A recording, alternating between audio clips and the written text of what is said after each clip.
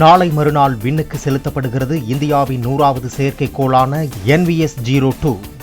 ஸ்ரீஹரிகோட்டாவிலிருந்து GSLV F-15 rocket மூலம் விண்ணிற்கு அனுப்பப்படுகிறது. தமிழ்நாடு உள்ளிட்ட தென்னிந்திய பகுதிகளில் இருந்து வடகிழக்கு பருவமழை விலகியது. வடக்கு திசையில் இருந்து தென்னிந்திய பகுதிகளுக்குள் வறண்ட காற்று வீசி வருவதாகவும் இந்திய வானிலை மையம் தகவல். குடியரசு தின விழாவில் அரசு துறைகள் சார்பில் பங்கேற்ற சிறந்த அலங்கார ஊர்திகளுக்கு பரிசுகள் வழங்கினார் முதலமைச்சர் மு.க.ஸ்டாலின். கலை நிகழ்ச்சிகளில் பங்கேற்ற பள்ளி மற்றும் கல்லூரி மாணவிகளுக்கும் பரிசுகள் வழங்கப்பட்டன. சென்னையில் பள்ளி மாணவிகள் 3 பேரை பாழடைந்த கட்டிடத்திற்கு அழைத்துச் சென்று பாலியல் வன்கொடுமை செய்த காதலர்கள் 3 பேர் கைது.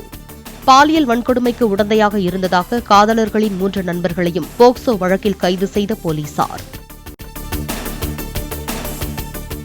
இடைத்தேர்தலையொட்டி ஈரோடு கிழக்கு தொகுதியில் பூத் ஸ்லிப்புகள் விநியோகிக்கும் பணிகள் தொடக்கம். வீடு வீடாக சென்று அங்கன்வாடி பணியாளர்கள் வழங்கி வருகின்றனர். வேங்கை வயல் வழக்கில் முரண்பாடுகளுடன் சிபிசிஐடி தாக்கல் செய்த குற்றப்பத்திரிகையை ஏற்கக்கூடாது. குற்றவாளிகள் என குறிப்பிடப்பட்டுள்ள முரளி ராஜா, சுதர்சன் மற்றும் முத்துகிருஷ்ணன் சார்பில் புதுக்கோட்டை வன்கொடுமை தடுப்பு சிறப்பு நீதிமன்றத்தில் மனு. அண்ணா பல்கலைக்கழக மாணவி பாலியல் வன்கொடுமை சம்பவத்தின் FIR வெளியான வழக்கு.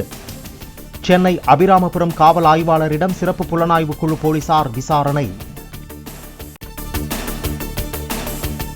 பொது இடங்கள், நெடுஞ்சாலைகள், உள்ளாட்சி அமைப்பு பகுதிகளில் உள்ள நிரந்தர கொடிக்கம்பங்களை அகற்ற உயர்நீதிமன்ற மதுரை அமர்வு உத்தரவு.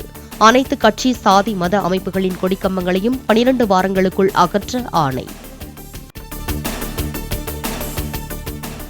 2025ஆம் ஆண்டில் முதல் முறையாக கடலூர் மாவட்டம் காட்டுமன்னார் கோவிலில் உள்ள வீராணம் ஏரி முழு கொள்ளளவை எட்டியது.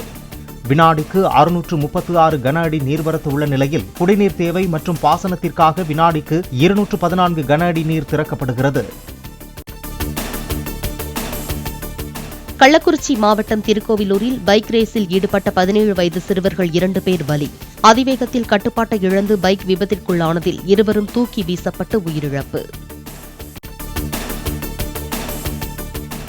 கடலூர் காட்டுமன்னார் கோவில் அருகே நெய்வாசலில் அதிவேகமாக வந்த 2 தனியார் பேருந்துகள் நேருக்கு நேர் மோதி விபத்து. குறுகிய சாலையில் நிகழ்ந்த விபத்தில் பயணிகள் 30க்கும் மேற்பட்டோர் காயம். சீர்காழி அருகே மருத்துவர், அரசு ஊழியர் என்று கூறி வெவ்வேறு பெயர்களில் 5 ஆண்களை ஏமாற்றி திருமணம் செய்த பெண் முன்னாள் கணவர்கள் அளித்த புகாரில் கைது செய்து சிறையில் அடைப்பு. பிரயாக்ராஜில் நடைபெறும் மகா கும்பமேளாவில் தற்போது வரை 13 கோடிக்கும் மேற்பட்டோர் புனித நீராடல். அதிகாலையில் பெண்கள் நடத்திய ஆரத்தி நிகழ்ச்சியில் ஏராளமான பக்தர்கள் பங்கேற்பு. உறுதி செய்யப்படாத நிலையில் ஆகஸ்ட் 18ஆம் தேதியே நேதாஜி சுபாஷ் சந்திரபோஸ் மரணமடைந்த தினமாக சமூக வலைதளத்தில் பதிவு. காங்கிரஸ் மூத்த தலைவர் ராகுல் காந்திக்கு எதிராக மேற்கு வங்க காவல் நிலையத்தில் வழக்கு பதிவு. உத்தரகாண்டில் பாஜக முன்னாள் MLA மற்றும் தற்போதைய சுயேட்சை MLA இடையே துப்பாக்கிச் சண்டை. சட்டமன்ற உறுப்பினர் அலுவலகம் முன்பு இருவரும் துப்பாக்கியால் சுட்டதால் பரபரப்பு. கொல்கத்தா ராஜ்பவனில் கடந்த குடியரசு தின நிகழ்ச்சியின் போது போலீசின் இசைக்குழுவுக்கு அனுமதி மறுக்கப்பட்டதாக முதலமைச்சர் மமதா பானர்ஜி குற்றச்சாட்டு. வழக்கமான இடத்திற்கு பதில் வேறொரு இடத்தில் பேண்ட் இசைக்க இடம் ஒதுக்கப்பட்டதாக ராஜ்பவன் அதிகாரிகள் விளக்கம்.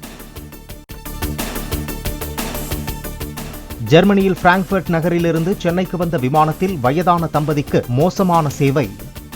ஈரமான இருக்கை வழங்கியமைக்காக லுப்தான்சா நிறுவனத்திற்கு சென்னை நீதிமன்றம் 55,000 ரூபாய் அபராதம் விதித்தது.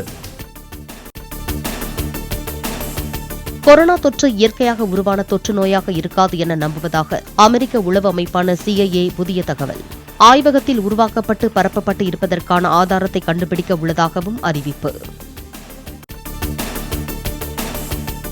தென்கொரிய அரசுக்கு எதிராக கலகம் செய்ததாக அதிபர் யூன் சுக் யோல் மீது குற்றச்சாட்டு பதிவு.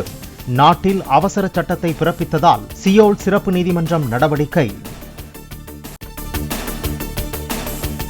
அமெரிக்காவில் உள்ள தங்கள் நாட்டினரை அழைத்து வர தனி விமானத்தை அனுப்ப கொலம்பியா அரசு முடிவு. புலம்பெயர்ந்தவர்களை ஏற்றி வந்த அமெரிக்க விமானங்களை திருப்பி அனுப்பியதால் கொலம்பியா மீது ட்ரம்ப் கூடுதல் வரி விதித்ததை அடுத்து நடவடிக்கை. இஸ்ரேல் பிணை கைதிகள் மேலும் 6 பேரை விடுவிக்க ஹமாஸ் ஒப்புதல். காசா போர் கைதிகளை திருப்பி அனுப்ப இஸ்ரேல் அனுமதித்ததை தொடர்ந்து சமாதான நடவடிக்கை. இந்தியா இங்கிலாந்து இடையே ராஜ்கோட்டில் நாளை நடைபெறுகிறது 3வது 20 ஓவர் போட்டி. 5 போட்டிகள் கொண்ட தொடரில் 2-0 என்ற கணக்கில் முன்னிலையில் உள்ள இந்தியா தொடரை கைப்பற்ற மும்முரம்.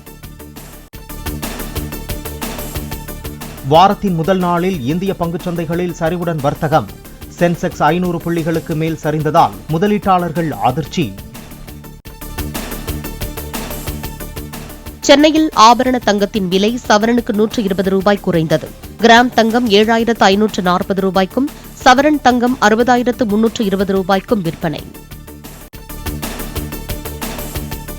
சூடானில் எல் ஃபஷர் நகரில் உள்ள மருத்துவமனை மீது துணை ராணுவப் படை நடத்திய தாக்குதலில் 70 பேர் உயிரிழப்பு.